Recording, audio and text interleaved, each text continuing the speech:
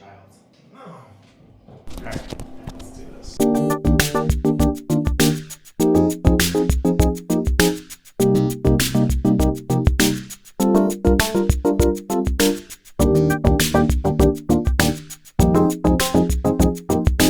Stuck with Paul. Right now we have one of my favorite comedians and human beings in the whole world, Gary Gulman. Gary. That's a great compliment. Thank you for having me in the elevator. Yes. Do you get uncomfortable in elevators? Are you pretty comfortable in them? No, I'm not comfortable in elevators. I'm always hoping that people will be nice to me or say something, but usually they ignore me, and then I say sarcastic things like, nice talking to you. Do you get... What was that? I don't know. Did you hit One a button? time I was in an elevator that got stuck, and the fire department in my building came to get me, and it wasn't that long, and I was able to talk to my wife on the phone, but it was... That's what one of the questions I had. You have been stuck in that. How long? I've been stuck less than a half hour, but more than 10 minutes. Fire department came within... People always say in New York City, it takes you forever to get the police or fire department, but man, they were Johnny on the spot that night. How long do you think you could have lasted in an elevator without your phone? Without freaking out? Without freaking out? I think I could get to 3 hours and then 3 hours? Yeah. Okay, that's pretty impressive. I'm pretty good at being bored for 3 hours. You learned as a child. I grew up in a time when you could be bored, and it was daunting, but you would survive and you wouldn't go mad. When you get into an elevator, where's your go-to spot? I think I go to the corner nearest to the numbers, the buttons. I don't know why, but that's a good question. Okay. I never thought about why I do that, and I think I want to take up least amount. I don't want to take up much space. I'm a big you person, and I like to fit a lot of people in the elevator. What about if there's a bunch of people in the elevator? Do you push people and be like, that's my spot? No. I would want to corner myself by the buttons, but I'm also happy to corner myself in the back to make room for people. I'm very amenable, and I believe in community. I'm gonna hit 10 again so we can move about and maybe test my theories on my behavior in the... If you could be stuck in an elevator with anyone in the world, alive or dead, I think I would want to be with Kurt Vonnegut. Kurt Vonnegut? Yeah, he's brought me a lot of joy and comfort over the years, and I never got to meet him. I met his daughter a couple of times. She's come to some shows. Are you pushing a button? Is that why it's doing that? No, there's nothing going on. There's just some sort of scraping going on. But I'm used to that in the building of the apartment in my building. The elevator in my building. It's late. You just did a show. Yeah, so my brain isn't firing on all cylinders. You said Kurt Vonnegut brought you a lot of joy. Did you mean like Slaughterhouse-Five was something that made you laugh? Everything I've ever read by him has brought me comfort or wisdom. Okay.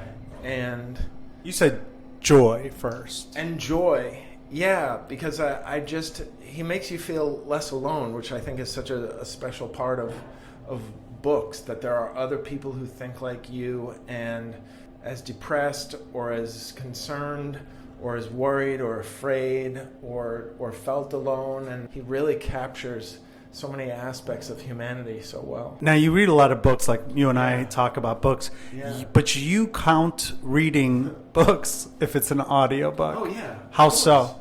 Well, because every single word that was in the book is getting into my brain. I'm hearing the words, they're registering, and my recall and comprehension and just hi. It all works in terms of getting the gist of the book. Now, usually I only listen to nonfiction books. I want to see the words in the right order on the page in terms of the poetry of novels and things like that. But they don't always have all the words in them if it goes to audio, does it? I thought they condense it sometimes. You only should read unabridged. Okay. You should listen to the unabridged. The abridged it does not count. But do you guys think it counts if you read a book audio, or is it you have to read the actual book? What do you guys say? Audio and book. They both count? Both count. Yes. Okay. What are you reading right now? Have to be brave. That's I great. love it. What a great lesson to learn. But Yes. She reads a lot. Yeah, so do I. So do and I. I started when I was younger. Yeah, as young as her. I've always. 2 hours a day at the Good for you. least. that's good. You're gonna be She That will got serve those you. glasses because she read so much last year. Oh. That's when she got that. I Yeah. love it. I've had glasses For the since I was summer young holidays, too. She was so much into reading. Well, Oh. read the actual books. It's better than audio. I don't read Audio is great on a long trip Yeah. to listen to on a drive. Yeah, it was so nice to meet you. Thank Yeah. you. You like your own voice, right? That's Yeah. good. Because she imagines so much. She Yeah. That's good. so- That's what books are great for, an imagination. Which is why Yeah. audio doesn't count. You're trying to get a rise from me. You're trying and I'm not taking the bait.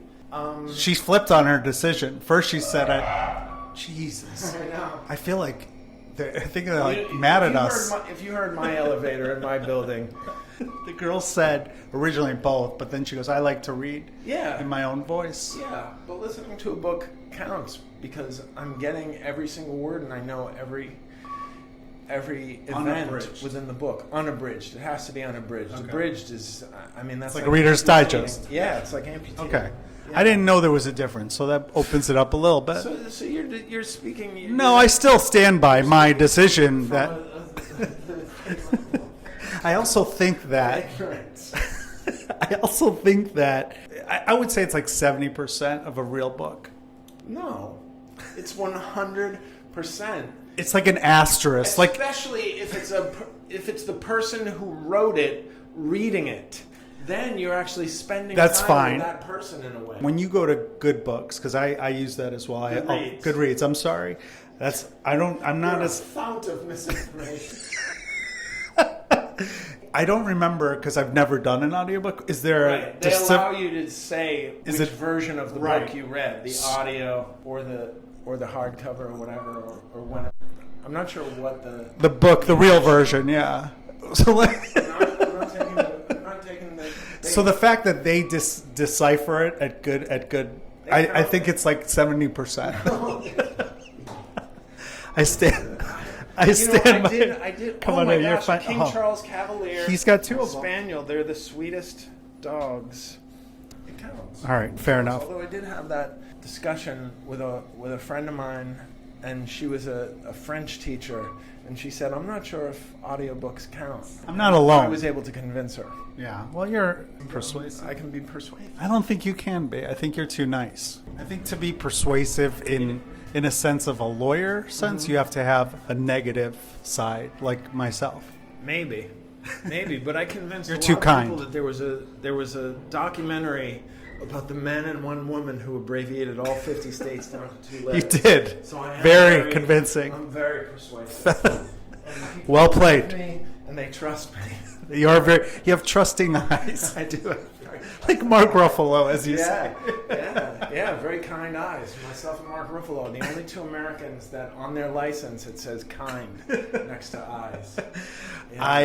I'm compared to Mark Ruffalo a lot. Actually, that's Oh, like yeah. come on in, you're Favor fine. him. Sure. Hello, Yeah, yes. yeah. I'm not scared. No, you're Oh, fine. we're- No, we're we're not just. So what are you doing? Let me ask you guys a question. We had a controversial question. Do you think audiobooks count as real books, or is it you have to read it? No, totally real book. People learn differently. I like a book. Yeah, so, Yeah. same. I'm an old man, But so. people learn differently. Good answer. People learn differently. I would Yeah. rather listen to it. Yeah. Oh, all right. Well, you're not invited in this elevator. Good luck with your podcast, whatever you're doing. Knuckleheads. Thank you I very- like it. Thank you very much. It was like a bigger Bill Curtis. You guys just messed those in here. He's a newscaster from Chicago, and he also does Wait, Don't Tell Me, but that's what he okay. looked like. Speaking of Chicago, what's your favorite part of Chicago? I have a friend named Ross Friedman who he lives there, so he comes to my show, but also we spend like a day together usually, and we just have the best conversations. He's of my generation, maybe 2 or 3 years older than me, but he also went to the same Hebrew school, the same summer camp, Wow. and so he knows all the same people, and we can just talk for hours. Yeah. And also, we're so beautifully politically aligned. Okay. That's That's very good. soothing. Yeah. But that conversation could happen in, say, Hammond, Indiana, Yeah, but whenever I go to Chicago, I get to spend more time with him than I would. So that's the main draw of Chicago to me. But also, it's a little bit cleaner New York, a little more organized New York, a little quieter New York. It's a wonderful city. The audiences there are awesome. Yeah. I always say that the closer I get to a college that I couldn't have gotten into, the better my audiences are. So Northwestern is a college that I couldn't have. Ann Arbor. And Ann Arbor is another great. It's a great club. My word. Would you ever live in Chicago, you think? Yes, if I could convince my wife that it was a good spot, and I think she could be convinced. The only thing is I have Ross and then my friend Christine from college, so and then Paul. Yeah. So I would only have a lot of 3 comedians. Friends, whereas in New York I have 6. Imagine if I knew exactly how many friends I do. But here's something interesting about me. I do keep track of, like, I have a best friend. Is that you update the list? No, it's just like I have this best friend. Yeah. Nobody can unseat him, and it's like I'm 55 years old and I'm still. I have best friends. Okay, all right. Multiple though, but yeah. Right, but this is my best friend. Yeah, I was in 7th, he was in 6th, and we met at a basketball court in our hometown, and we've been obviously separable, but so close. What city would you live in if you couldn't live in New York? I think Los Angeles or Chicago. Yeah. You lived in Los Angeles before, I did live in Los Angeles, and I really enjoyed it. And again, I have a lot of friends there, so that's the main. How many there? Oh man, I gotta have like 7 or 8 more in there than in New York. Yeah, because it's a place that so many comedians wind up going. So I have a lot of friends, and New York, a lot of people leave to go to LA. Do you defend LA when people shit on LA? Oh yeah. Okay. Yeah, because the thing is, you just have to find like-minded people, and there are so many creative, artistic, serious actors, serious comedians there. Yes, there are people there who are chasing fame, but for the most part in New York City, you're getting the same type of people you're getting in LA, and with similar lifestyles and things. So they're really 2 special places to live. Let me ask you this: Starbucks or Dunkin'? They're both problematic. Dunkin' does not. I don't think they give their employees health insurance and things like that. But then Starbucks is blocking unions, generally avoiding them and trying to go to just coffee shops that are independent. But you have to choose one. What would you do? If I had to for choose taste? For taste, I would choose Starbucks. As a Bostonian, I would think that you get in a lot of trouble for saying it. No? Yeah, Bostonians are childish in their allegiance. Love of Dunkin'. Like if I wear a New York Knicks hat, for instance, to a New York Knicks game because I got free tickets, then they would be outraged. Right. I mean, one time I got tickets for a New York Rangers game, and they gave me a New York Rangers hat, and I was like, I have to wear this. They gave it to me. I'm very churlish. I always say, "Oh, grow up." I look right in the camera. Who's your favorite basketball player? Who's your go-to? Larry Bird, growing up, right, and right now I think Jaylen Brown. Growing up, I hated the Celtics so much. As I'm a 76ers fan. Yeah, Dr. J is my go-to. Dr. J was probably the best player in the league for a while, and then Larry Bird sort of ascended with Magic Johnson, and then Michael Jordan. But those were some incredible playoff games with the Sixers, and even the regular season games were wars between the Sixers. So I always admired the Sixers and was afraid of them. Who's on your Mount Rushmore of basketball players? I would say Kareem, Michael Jordan, Steph Curry. Steph Curry? Yeah. Like nobody else, he changed the game. And then Bill Russell, I think. I don't agree with 3 of those. What's your Mount Rushmore of comedians? Richard Pryor. Oof. Norm Macdonald. Oh, George Carlin. Okay. And Eddie. Eddie Murphy? Yeah. All right. Come on in, you're fine. We won't bother you. You know, you're on my... Oh, really? Yeah. I've said it a couple times now. Yeah. Thank you. I mean, you were. We'll see how this goes. You're on a lot of people's, by the way. I noticed that when I posted that, there were other people. Oh, that's really interesting. I'm standing on the shoulders of those other people. I would also add Maria Bamford. Do you think you're the tallest? Pete Holmes is taller. Brad Garrett is taller. Oh, Brett Garrett is taller, yeah. I didn't know Pete Holmes is tall. Pete Holmes is about 6'7", and the tallest I've been is 6'6". Who's your favorite Menendez brother, Lyle or Eric?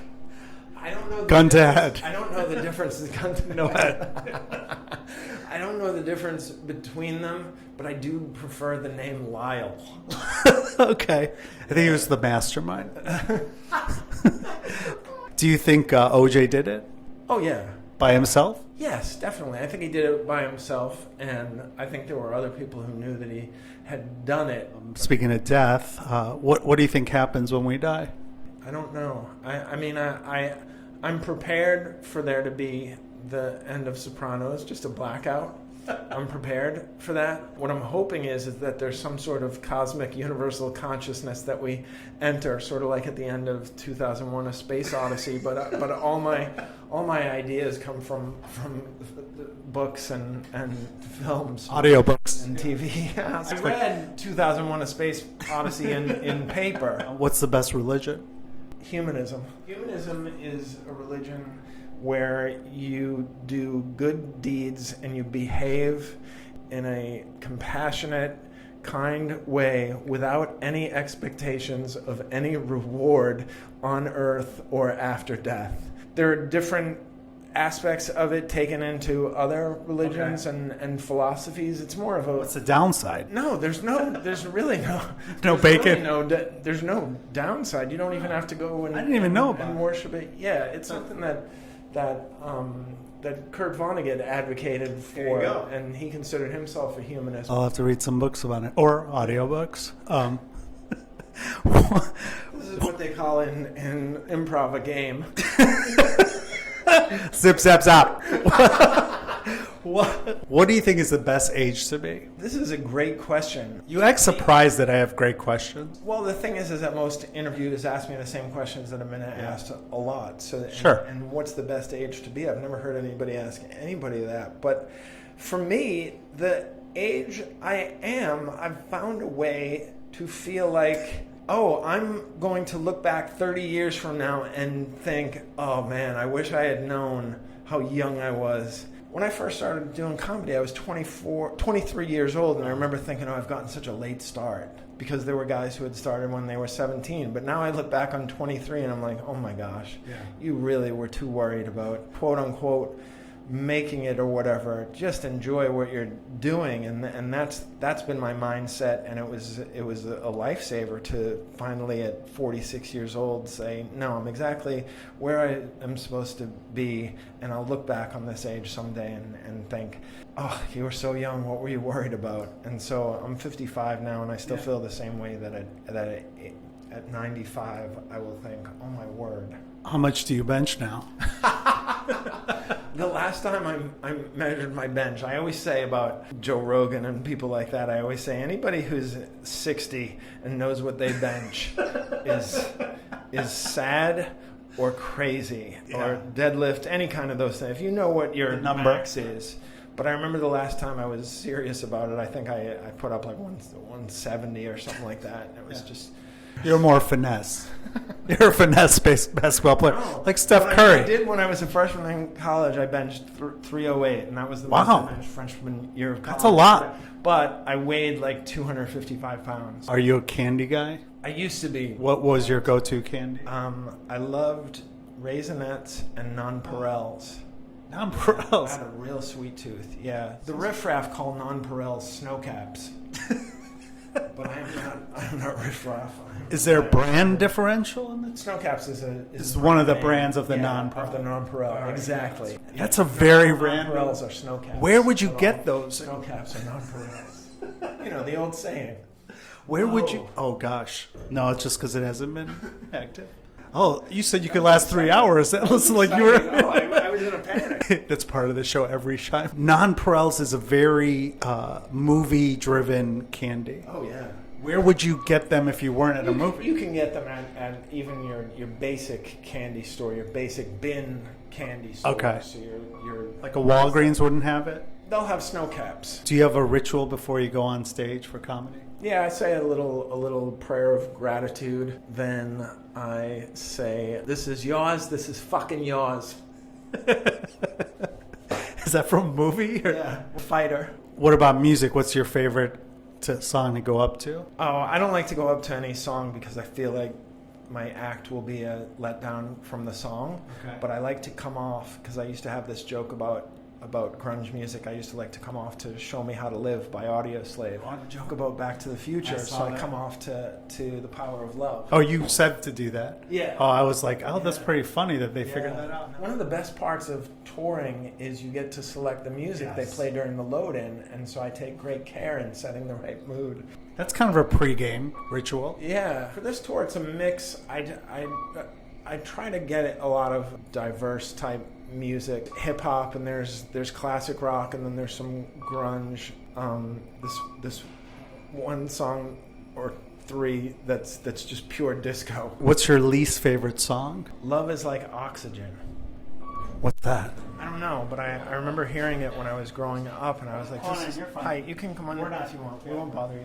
I think anything by Red Hot Chili Peppers is mine. Yeah. No, they got some good stuff. Oh, they're horrible. What's your least favorite song? And I don't like Brand New Radicals, that song, You Give What You Give. Oh yeah, I don't care for that either. Yeah. I don't buy that. It feels rapping. It feels phony. Yeah. They're going to beat up Marilyn Manson? Well, that's not going to Well, happen. he could use a beating, but he's a bad guy. What do you got coming up that people could I've be been promoting? touring a one-person show called Grandiloquent. I am also touring a show called All New Live. I don't have a name for it yet, but I call it All New Live because it's all stuff that hasn't been on any album, special, or TV. You think people differentiate when they want to go to see you and they go, oh, it's just the grand show again? Listen, when I think they just want to hear Elvis sing.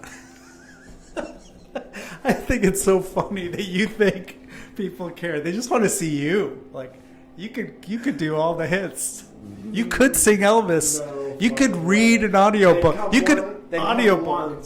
Is your book on audio? Yeah, and you did it? It was not easy. Was it unabridged? It was unabridged. Did you do a bridged version? No, I wouldn't allow it. Well, thank you, Gary. Seriously, this was a pleasure. Thank you for watching. This was fun. Stuck with So Paul. I'll share this when you post it. Well, we'll see if we post it.